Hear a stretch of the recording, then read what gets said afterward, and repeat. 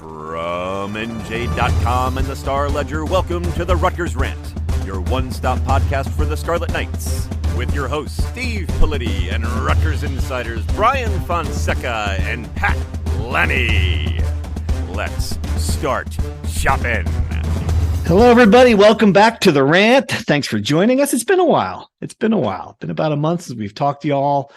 Here with Fonseca and Lanny. How you guys doing? How's everything? I've missed you. Everything is great, Steve. We missed you too. Missed you really a lot, Steve-O. Now that you're back. Really? Oh, yeah. That's sweet. That's sweet. I don't believe you. Anyway, we've got a lot to talk about. We're deep in the throes of spring football. I'd like to get your updates on that. We've got developments with the basketball roster. We've got a ton of spring sports well underway, churning through their seasons. We'll talk about that, of course.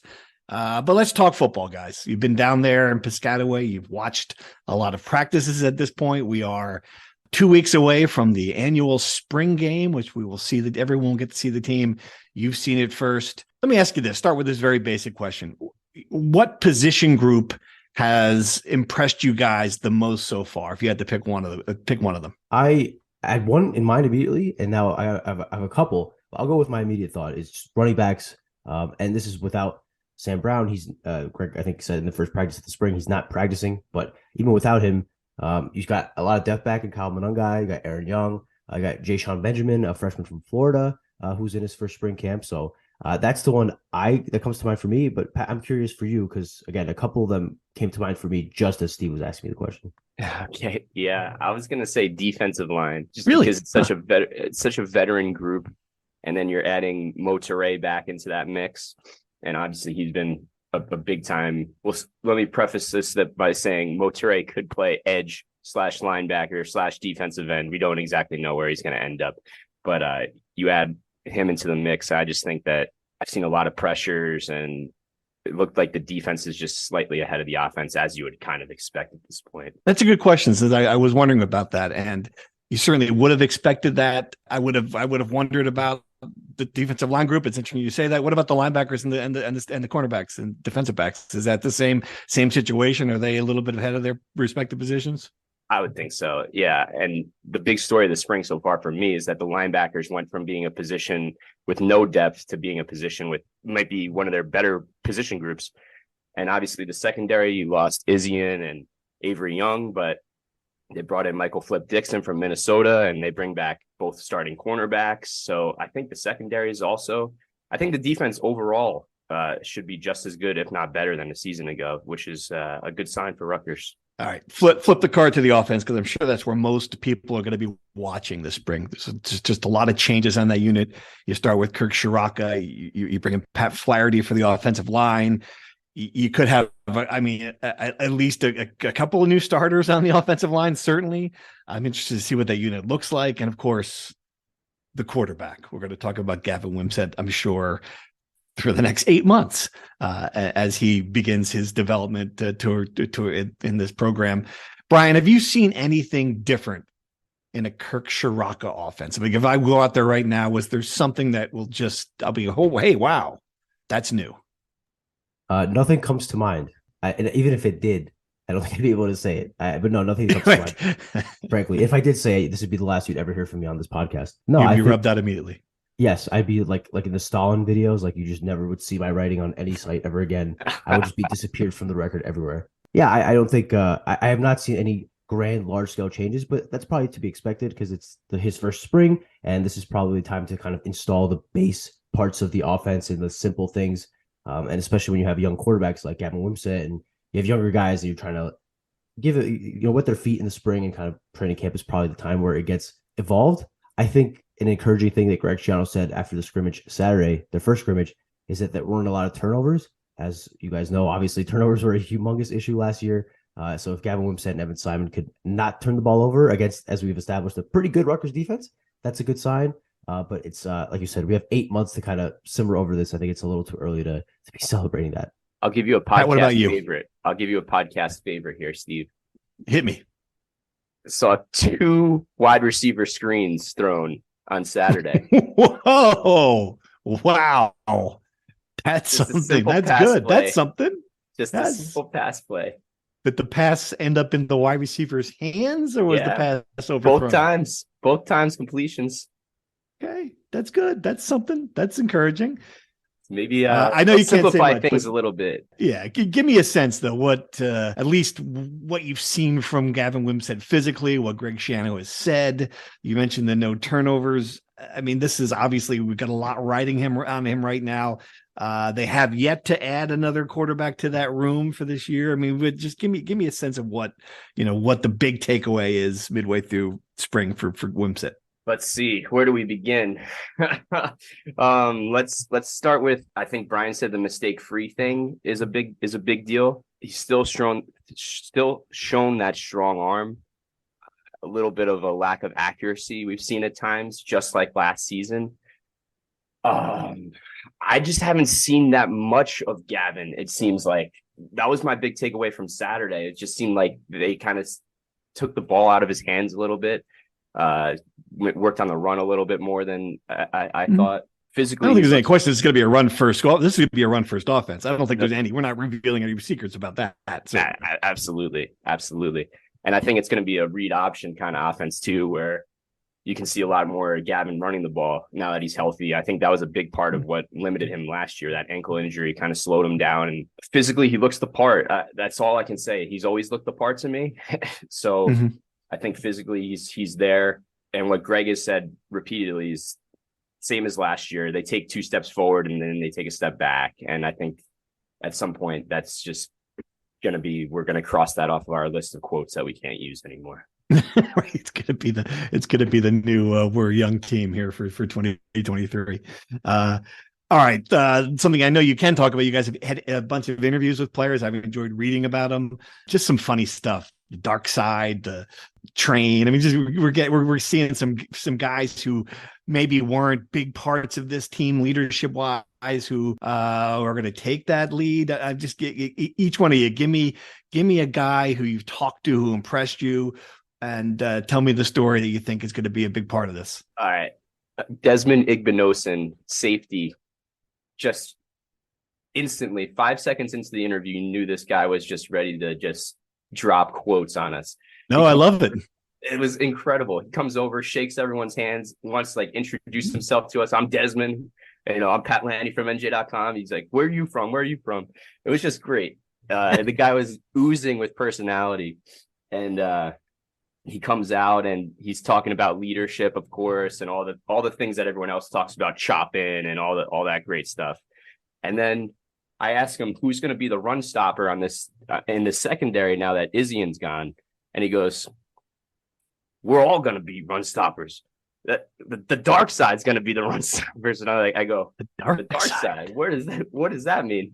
And he goes, "Oh, that's just what Harris Simiak calls the secondary." And I didn't elaborate from there, but he was just very impressive and colorful. And then someone asked him about the weight room and how the offseason weight training has been going. And he said, man, it's a jungle out there.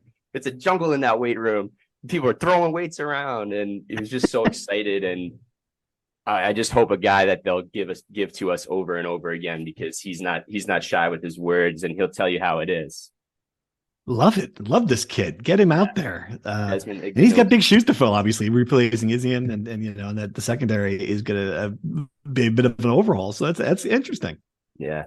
And he came in as a highly touted player too, out of Union High School, as Igbinosun. So he started most games last year before he got hurt. So he's one of those veterans in the secondary for sure. You talked to Train. I like that a little bit too, or Shabershell. I mean, that's obviously a guy we're going to see a lot of, no question. But what were the takeaways from talking to him? I was there for that. I thought even last year when Rashad talked to us, he has this a visible confidence the way he talks older than he is. Like he's a 18-year-old, 19-year-old freshman, and you think he was there for 5 years, which is what you want out of your wide receiver, especially a position where there are a lot of snaps to be taken, and he seems to be a guy who has a chance of doing so. Versatile weapon on the offense. I think the first question we asked him was Pat asking him why his name was Train, and I can't for the life of me now remember why they call him Train, but it was a good answer. And he was very colorful with all of it. So my point is that he's another great personality they have on that team, and I hope he has a 2,000-yard season so we can talk to him after every game, because he's a great quote. It has nothing to do with football. Why they call him Train? It's because when he was in his mommy's stomach, they do the ultrasound, and the heartbeat apparently sounded to his dad like a train coming down the tracks, like a chugga chugga chugga chugga, even though it's more like lub dub lub dub dub, Wow. So that's how he Got became a fetal ultrasound. That's what yeah. you get your nickname before you even come Before into you're even born. onto the earth. That's something. That's okay. That's new. Good stuff. But that's what we've enjoyed spring. I think we've got to meet some colorful personalities, and they're likable kids on this team for sure. Have you got any takeaways from Greg Schiano's general mood? You guys are not seasoned Schianoologists like I am, but you can kind of get some sense for how he's feeling. I know he recovered from hip surgery. He should be more mobile. I think that should improve his mood a bit. Have you gotten any sense from him, like where he is at just overall with how he feels about this team? Well, I was shocked when we asked him if there was a quarterback competition, and like the first practice of the spring, was it Gavin Wimsett's job as the starter and Evan Simon's trying to beat him out. And I was pretty shocked that he was like, we need more time on that. And he wasn't just ready to declare that Gavin was going to be the starter. Really? Huh. Yeah. So I guess that was a bit of a moody answer, in my opinion. Interesting. Brian, any takeaways? Schiano takeaways?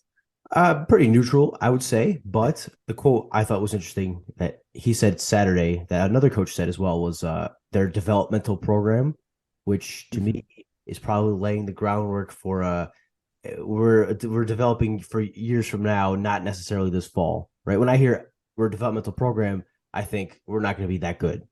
Maybe that's me kind of reading into things, but I just that kind of set alarm bells through my head that maybe they're a year away from being a year away still. And I don't know when that developmental process will end.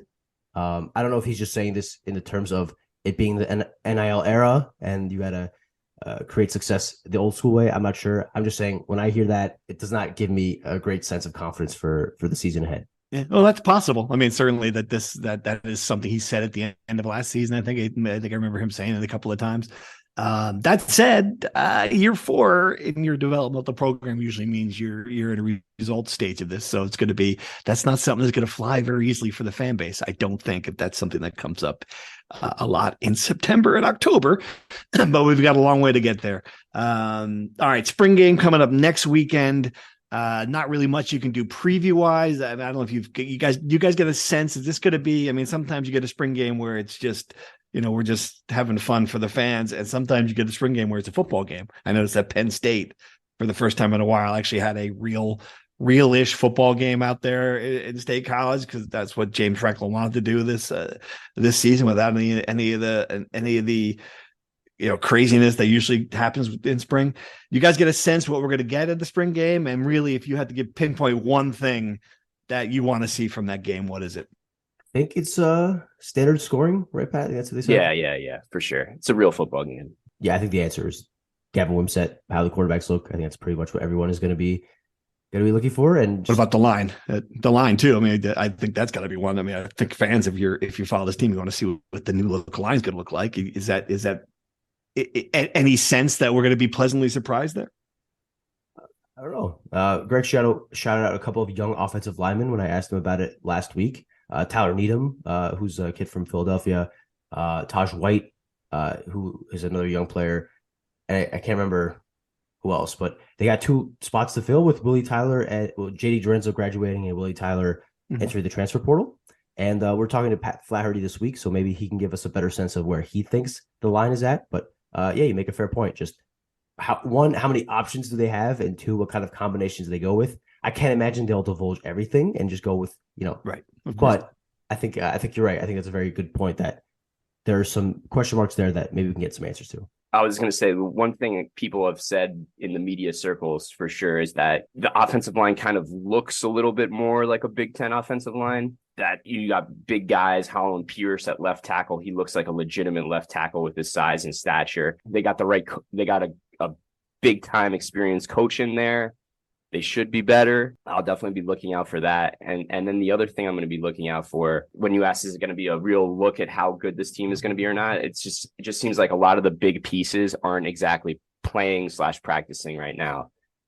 You know, you don't have Sam Brown, you don't have Nassim Brantley, the receiver they got out of the portal. So I don't know necessarily you're going to see like the big names, but you'll see at least the pieces you want to see, like Brian said, offensive line, quarterbacks for sure. So we can start there. All right. Looking forward to that. We'll come back in a couple weeks after the spring game and recap what we see. All right, let's dive into basketball. Interesting roster addition, Noah Fernandes, UMass transfer. Brian, I'm not really, if I were to guess what Steve Pikiell would have added through the portal, I'm not sure I would have gone with guard. I would have gone with a big or a wing, but tell me I'm wrong. I mean, what makes this an important addition? So the immediate priority for this offseason from the portal was a downhill guard, a guy you can give the ball to and he can create something. I think aside from Derek Simpson, there was no one else on the roster that could do that, even if Paul Mulcahy comes back. And you get that with Noah Fernandes. It's pronounced Fernandes. Is it pronounced Fernandes? Thank you. Okay. Yes, I confirmed that. It's a bit so he is of Cape Verdean descent, which is like a Portuguese colony. His name is so he's one of your peeps, is what you're saying immediately. You love this kid. Yes, when you read his you're going to be talking some Benfica. What Sporting with him? What's your team again? My team is Sporting. Yes. Benfica lost this weekend, so I'm in a good mood. But that's good. Okay. So he doesn't speak Portuguese. He's not Portuguese per se. He lives in a Portuguese area of Massachusetts. But anyway, I say this because I read his name and I say Fernandes, and apparently it's Fernandes. So that will take some adjusting on my end. Anyway, but he is a New England kid. He's a bit in the Geo Baker mold. He's a bit shorter, obviously. But my point in that is that, as we've seen many times with this Rutgers offense, many times it gets to a point where there's 10 seconds left on the shot clock, and it's someone, please God, do something with the ball, make something happen. And Fernandes is a guy who can just, attack the rim, create a shot for himself, mid-range jumper. He's a really good three-point shooter. He's a good catch and shooter too, so he can play off the ball. But I reckon he'll be a guy who has the ball in his hands for the most part. I reckon he'll probably start at point guard and play, 25, 30 minutes. And he's going to start at point guard. That's what I would guess. Yes. So you have a 3-guard lineup. If Paul comes back, I mean, what's your starting lineup then? Well, that's an interesting conversation to have, right? If Paul does come back, which I think he will, I don't think he's going to make it to the NBA, and I think he'll want to give it. After having some time to cool off at the end of the season, it was a really hard end of the season for Paul. I think he's had some time to cool off, and but if he comes back, is he going to play an off-ball role? He's a pretty good off-ball guy. He can.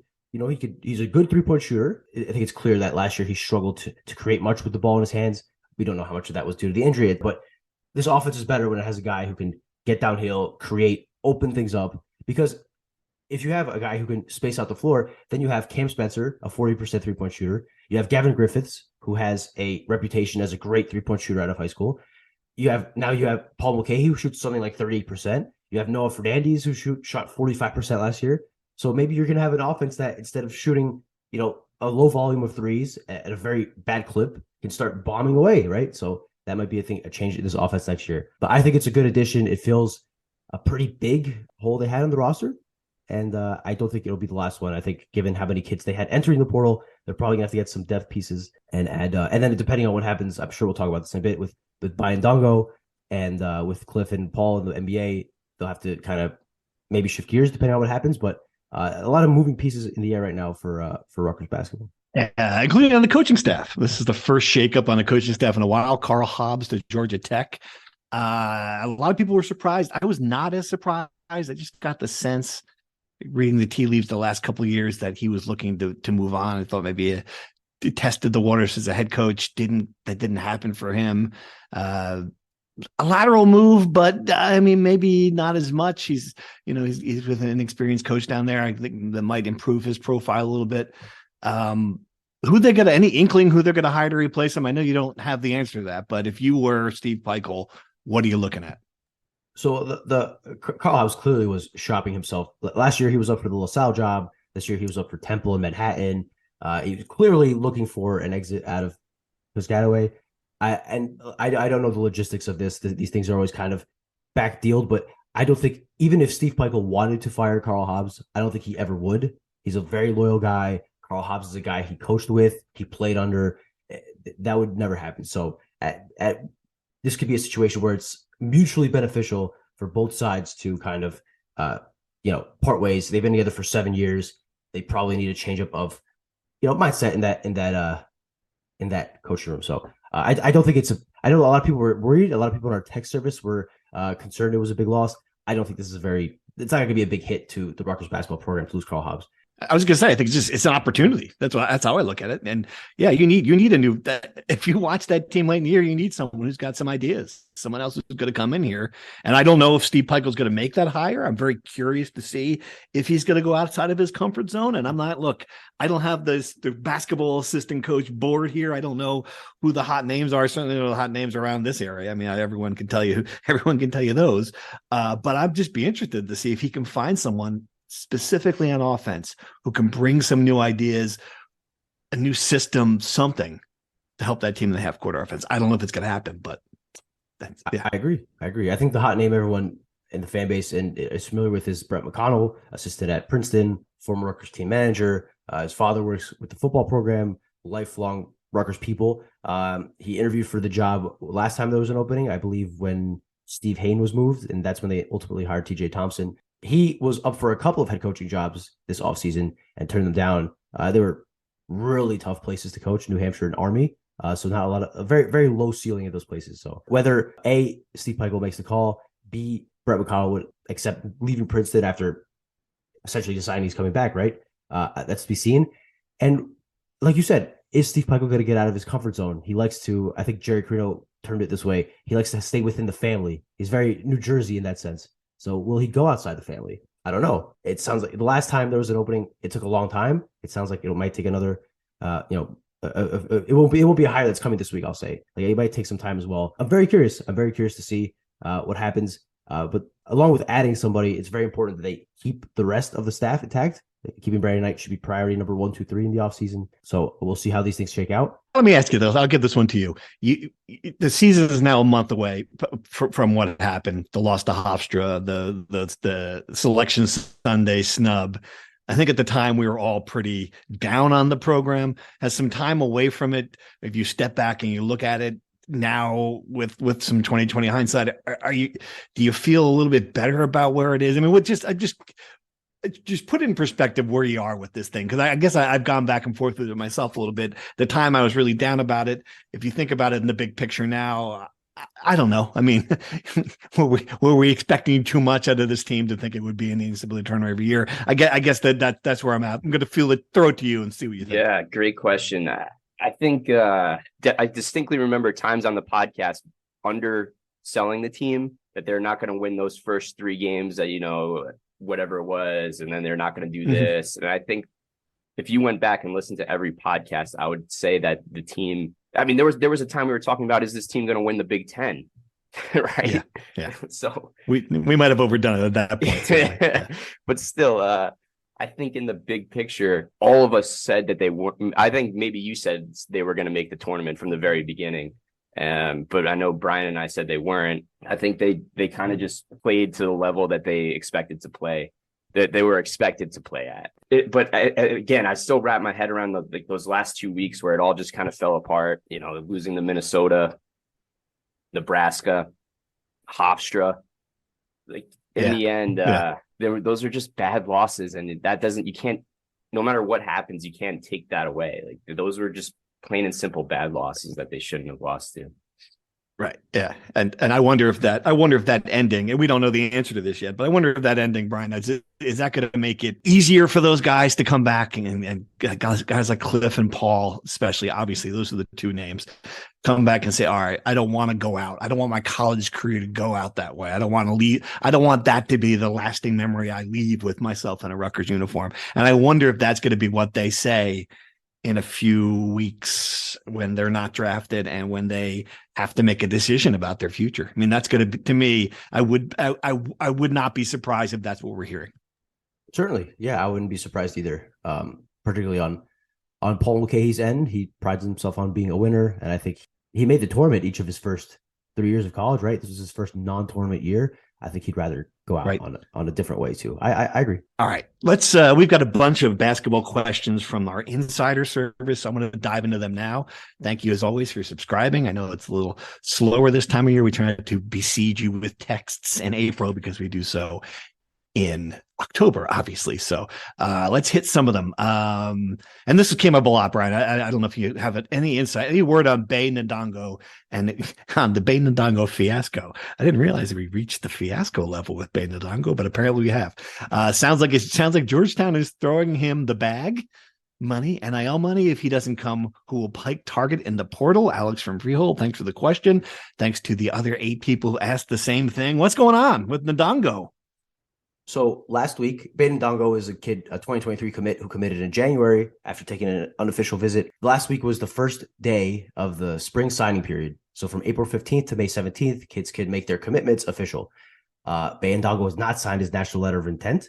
I reached out to Bey Ndongo on Thursday and asked him if he planned on signing it this week. He said he wasn't sure when he would sign it. I asked him if he was still committed to Rutgers. He said yes. So he's still committed to Rutgers. But as our texter alluded to, and I believe it was our friends at the Night Report that had this, Georgetown is pursuing him, Ed Cooley, and his army of rich alums who want to bring Georgetown back to its former glory. So whether he ends up staying with Rutgers or going to Georgetown is to be seen. I don't know. I don't have any odds on it. If he ends up not going to Rutgers, it's a loss in that he has, I think, immense potential to be a great player, Bey Ndongo. It was a great get for Rutgers at the time, and it would be a great get if they can get a signature. If they don't get him, they're probably going to have to get somebody in the portal to play the 4-5 spot, kind of the Dean Reber, in-betweener kind of guy. Bey was a little shorter. I think he's 6'9", 6'10", but he could have probably been a backup big alongside Woolfolk. And but it's a tough, right? Because you're a month in, 2 months into the offseason, the portal's kind of been drying up. And it's already hard enough to recruit in the portal in the first place, let alone doing it last second. So I think things would be a lot simpler, a lot better for Rutgers if Bey Ndongo signs his national letter of intent and gets that over with. I don't know when we'll have resolution. Again, the signing period's until May 17th, and he honestly doesn't have to sign a national letter of intent. He could just enroll somewhere in the summer. So who knows how long this fiasco will turn? Who knows if it'll turn into a saga? But I just know that it'll be better for everybody if he figures it out sooner rather than later. And to be fair, I think the kid is one of the kids that in this basketball situation where he has handlers that are kind of taking care of his situation. He's from Senegal. He moved to the United States. He was in Colorado for a long time. He moved to Connecticut prep school after he committed to Rutgers. So I don't know if people should be blaming the kid necessarily. He has a lot of people in his ear. It'll all sort itself out. But it's a fascinating one, though. Hang on one second. I come from the high school ranks where I thought you had to sign a national letter of intent to attend a college and accept a scholarship. What are you talking about? Not at all. That's a complete fallacy. You don't have to sign it. You don't have to sign anything, right? I mean, you could just go show up and get your scout. You don't have to sign anything. In theory, if he doesn't sign his NLI and like in June just enrolls at Rutgers in like summer classes, he could be the NLI just makes it binding. But wow. Yeah. I mean, most kids do it because there's no downside in doing it. I mean, there's no upside in not doing it, right? But yeah, there used to be a pretty significant downside. You were stuck. Yeah, now I guess that's no longer the case. You could transfer wherever you want pretty much now. Or you can just request out of the NLI, which happens literally all the time. Like Mackenzie, I can't pronounce his last name. The kid from Roselle Catholic, the 5-star kid who was committed to Duke. Then Kyle Filipkowski decides he's coming back for a second year. All of a sudden, the Roselle kid goes from being a starter to being on the bench. So he requests out of his NLI, and Duke lets him go, obviously. So at this point, it's kind of just a formality. No rules anymore. No, there aren't. Well, that's obvious. There are no rules. I think this is fascinating. If this is the first real NIL loss, right, for Rutgers, we don't know. We don't know how many players they've tried to recruit that they can't get because money's changing hands. But this is one that they did get, and I assume they did get without. And I don't get any sense that Rutgers is offering NIL inducements to get people here yet. I have not gotten that sense. So this is the first player they've lost because another program's doing that. It's sort of a moment, right? I mean, it does. I think it will shake things up a little bit and will change the approach maybe for NIL. I mean, what do you think? Am I overblowing it? That if this is what happens, that this is kind of a moment? Oh, I don't think so. And the reality is that Rutgers cannot compete with many of these programs as far as NIL. They're not in the same stratosphere, right? So if NIL is a priority for a kid, I'd say 9 times out of 10, Rutgers is not getting that kid, right? So I don't know if that's the situation for Dongo. I really don't know. But generally, if that's what happens, I think it's a solid example that Rutgers is very much behind in that race. I don't know what the solution is. I think they have to hope that the entire fan base buys a Mega Millions ticket and someone hits it, because otherwise, I don't think anybody at Rutgers is going to be inventing vitamin water anytime soon. So it's sledding. But it is interesting to happen at this point it had to happen now at this point where they already got the commitment. It's one thing if you have a conversation with a recruit and their family and they're like, look, we're going for the money. And I think Steve Pleichel at that point, hey, thanks, great. Appreciate you letting us know, and moves on. If you get the commitment and it happens later, it's a different scenario. Yeah. And you plan to have him in the roster. It's strange in basketball for kids to flip commitments. In football, it happens all the time. In basketball, it's relatively rare. So I think that's why people were a bit surprised at this whole situation happening. And again, he has not flipped yet, but the possibility of being there is alarming, understandably, for the fan base. All right. We got a ton of questions on the Hobbs situation. People want to know if it was even bigger salary at Georgia Tech. I don't think we're going to know that. Georgia Tech's a private school. He was making a fair amount of money here as an assistant associate head coach. What assistant is available that has credentials? Old Mark wants to know that they can hire.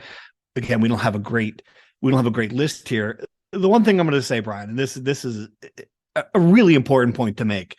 If football goes out and hires Kirk Shiraka for $1.4 million, Greg Schiano said to Pat Hobbs, I need this guy. And they went out and they gave him a salary that was just out of whack with anything they've ever done.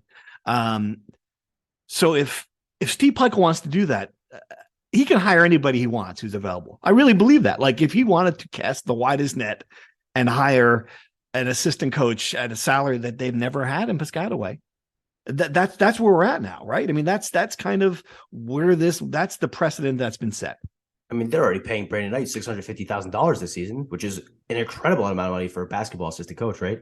I don't know if they could have two of them. I don't think they have two of those salaries. I mean, well, how much did Carl Hobbs make? 300 or 350? Significantly less than Knight. Yeah, Knight was getting made a lot more money than everyone else. And TJ Thompson, whose contract is up in June, they have to renew him if he's going to come back next year. He was making, I think, $200,000. So the Hobbs and Thompson were making combined less than Brandon Knight. I think that kind of shows the importance of Brandon Knight to this program. And I just don't know. I don't know if they can add another coach of that level. And also, I get to your point. I think they can.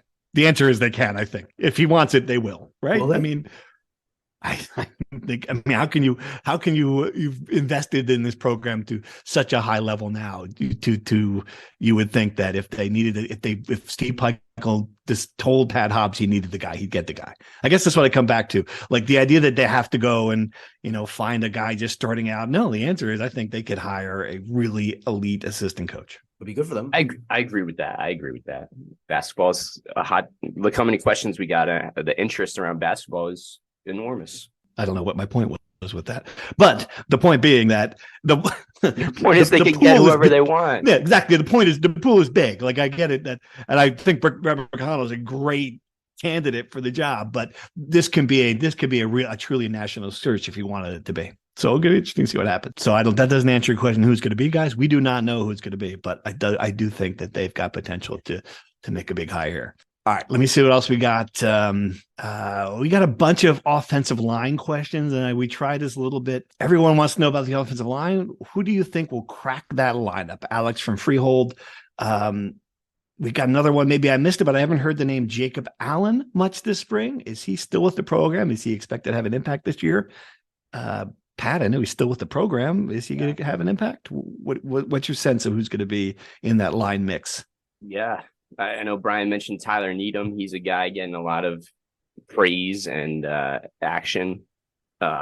Jacob Allen is still a little bit buried on the depth chart. I think he still needs a little bit more development before he cracks the lineup, but he was a guy obviously everyone was very high on because he was the number one player in New Jersey. Are we surprised by that? The fact, yeah. I mean, we surprised by that he hasn't. Yeah. Well, yes and no, because what everyone said about that class in New Jersey was that it wasn't the greatest New Jersey class ever. it was Right. a little underwhelming. But still, when you get the number one guy in New Jersey and he can't crack the 2 deep, that is surprising. To be fair, he spent the entire year injured last year, so he's really like a year behind in his development. I think that's kind of just a big impediment. Essentially, he lost his red shirt last year because he was hurt. I think this year is kind of a red shirt-esque year, and then offensive line already takes a long time to develop anyway. So I think, but I agree. It's disappointing when you get a elite guy like that. He's not ready to contribute yet. But the circumstances were a bit out of his control, I think. Right. I think that's also good to remember with offensive line. It's not necessarily, I mean, sometimes you get Anthony Davis, but a lot of these guys, they're just, when you're 17, you're a different man than when you're 20. I mean, that's no just, question. Yeah. All right. Some more, got a usual question about why Rutgers can't recruit Bergen County. I don't know if we have a better answer to that now than we ever had. Rutgers they got Darius Hamilton on the staff now. That's right. They recruited him back as an assistant coach. That's big, but they did get. I mean, they don't have to recruit Bergen County if you can get one of the better players out of Wisconsin, Sam Piloff. Is that how you pronounce it? A linebacker who turned down Penn State and Iowa, Wisconsin. Has a great mullet. That's what I saw. I mean, like we're talking like a world class, 1980s hockey mullet, like Jaromir Jagr would be. Hey, that's a great mullet. You guys got anything else on big recruiting win? Todd Ricon was all over big recruiting win. Yeah, no question. Right. It's interesting. So they're getting players. I was just saying it's interesting if they got a kid from Wisconsin, they have a kid from Michigan in this class.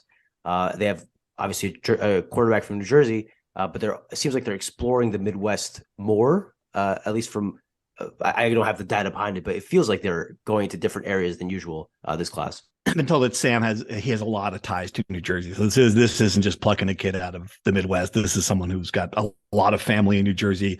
And that was a key part of this, obviously. But still, I mean, yeah, that's a good sign. Anytime you can beat Wisconsin for anybody, or Iowa, Penn State, that is a good get. So recruiting, and that class is what now? That class is now 8th in the Big Ten. Is that what I saw? Yeah, 8th.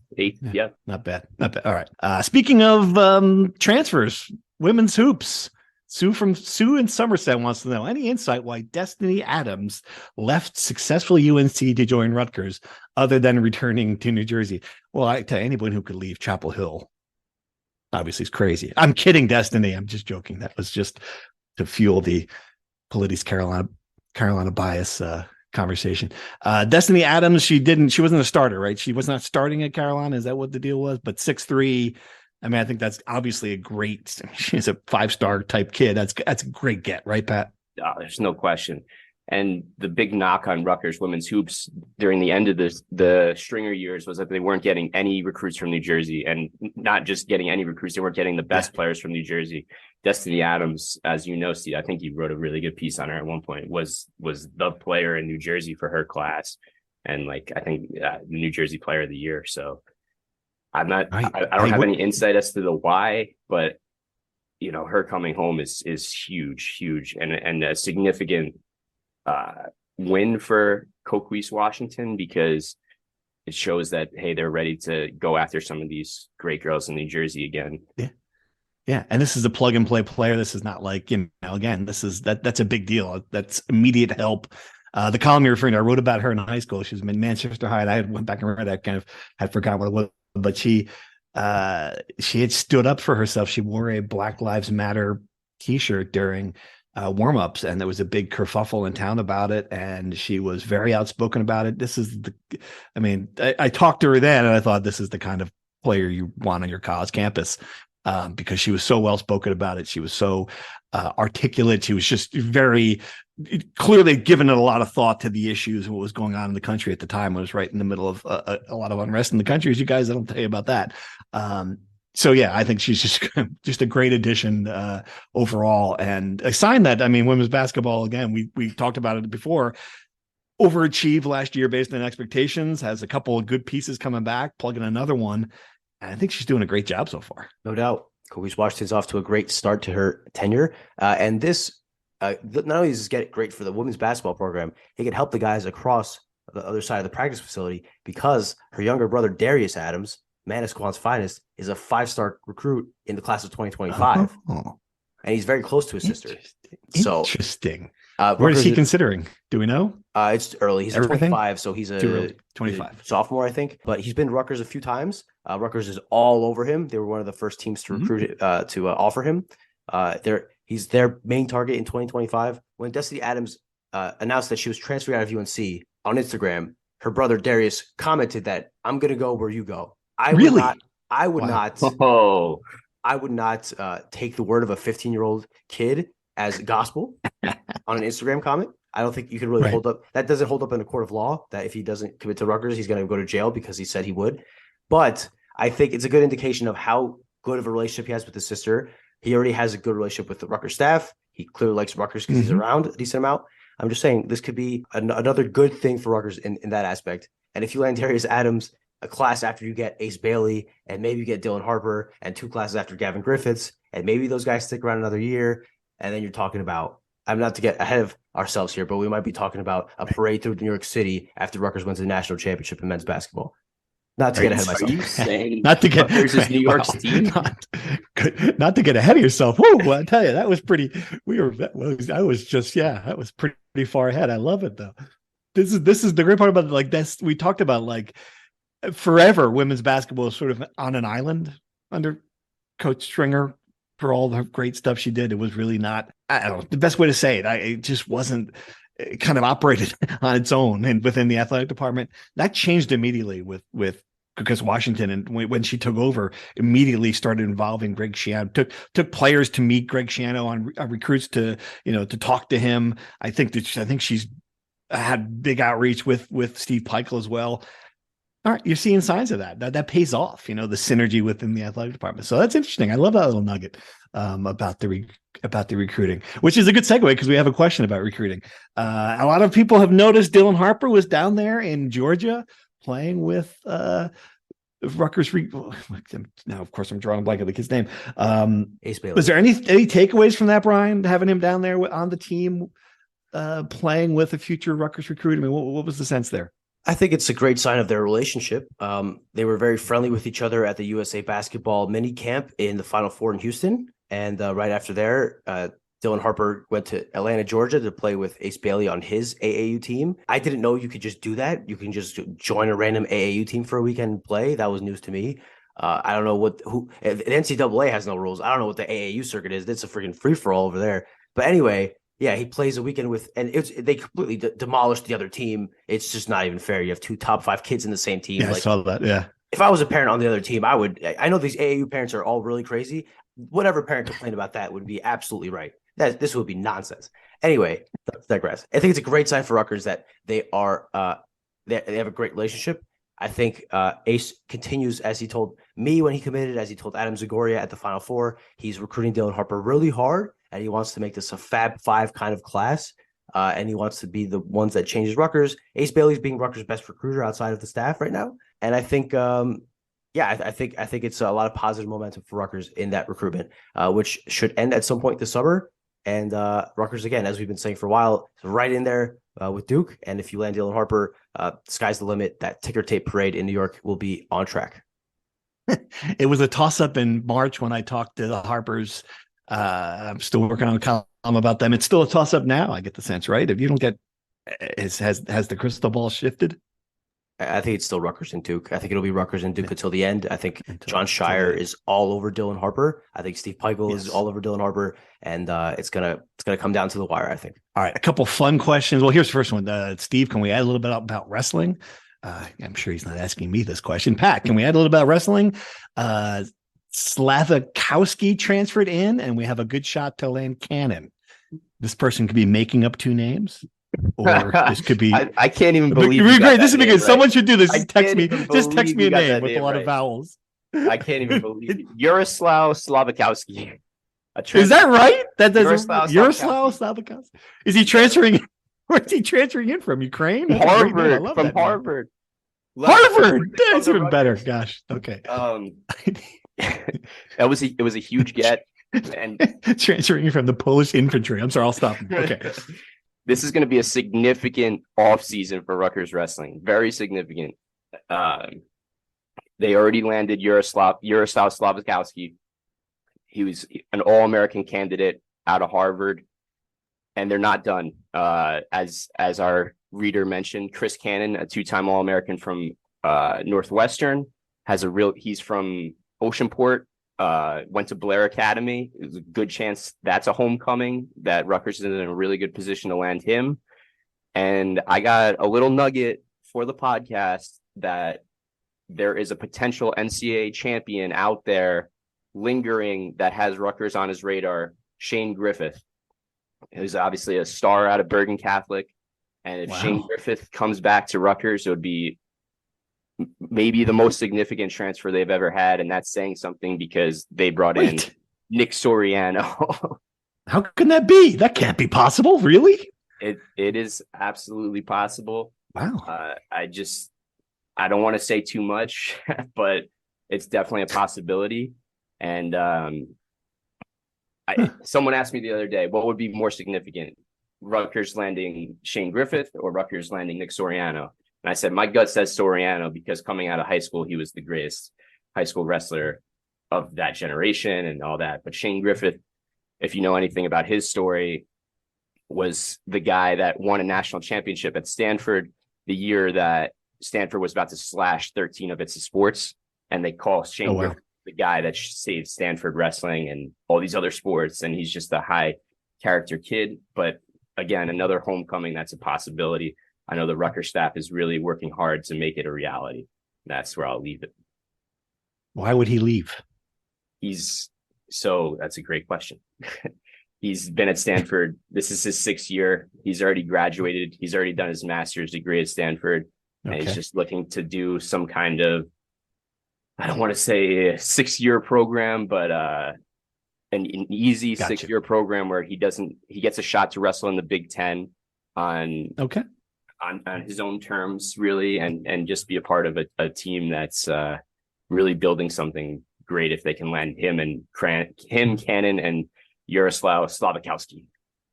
Fascinating. I love it. All right. Good stuff. Good insight. Thanks for the scoop here in the end of the podcast. Yeah. All right. A few other fun questions. Steve, if you had to pick the next Rutgers assistant basketball coach from among current or past Rutgers beat writers, whom would you choose? CJ and Baskin Reds. That's a great question. I think it would have to come down to Fonseca or Carino on this one. I have to go with our guy. I like you. I would love to have right there. You'd be like you'd be the X's and O motivational stat guy on that bench. Fonseca. What do you think? Change of careers? I'd have all the positive stats they could possibly hope for. I'd tell them to run the play where they put the ball in the basket. I'd be I would, and I would not ask for $600,000. I'm very happy making low 6 figures. So listen, low 6 is good. Okay, I'll if he calls me, I'll listen. But I think there might be more qualified people ahead of the line. What about you? What about yourself? Why are you being so humble? You don't think? No, I'm not gonna. Yeah, I wouldn't be much of a basketball coach. I don't think. No, I don't have to. Well, I can't go to practice in this job. I'm going to go to every day in practice. Did you ever never see me try to shoot a ball either? I coached. You'll love this. This is a good story. I coached one because I work on weekends. That's my excuse why I can't coach my kids. So one game, my friend was not available. He was like, asked me, could you just coach? It was my son's rec soccer team. My son doesn't remember, he plays hockey. He's not even a soccer player. I'm like, yeah, I'll do it. Sure. How hard could it be? Well, it turns out we had all the good players in the league. And I didn't realize that this was equally as big a challenge. So look, we're 6 minutes into this game, or we're already up 4-0. And I'm like, holy crap. If I don't do something, we're going to win this game 37-0. And all these columns I've written over the years about sportsmanship, I'm going to look like the biggest asshat in the world here. And then it became next 56 minutes of me begging the players to stop. You got to stop scoring and trying to get the kids playing defense to move the offense. And it was a lot of fun. Yeah. So it was my one. We actually winning 9-0. And I was extremely grateful. It was only 9-0. So the opposing coach wouldn't shake my hand all the way off the game. So yeah, it was good. You fit right in at Rutgers. Good story. Please stop scoring, guys. You guys are scoring too much. Please. Exactly. That's exactly. I should just get a nice segue into it. I could do that. All right. Speaking of spring sports, not really good transition. Quick update: baseball now 20-16. Probably have to win the Big Ten to get into the NCAAs. Correct? I would think so. I'm not entirely sure. Their non-conference schedule is a lot better than it was last year. That was their big hang up Okay. for not getting in last year, despite having 45 wins or whatever it was. But they just haven't won as much. I don't know what it's going to take, but they had a good weekend. They won a series against Michigan. They won 5 of the last 6.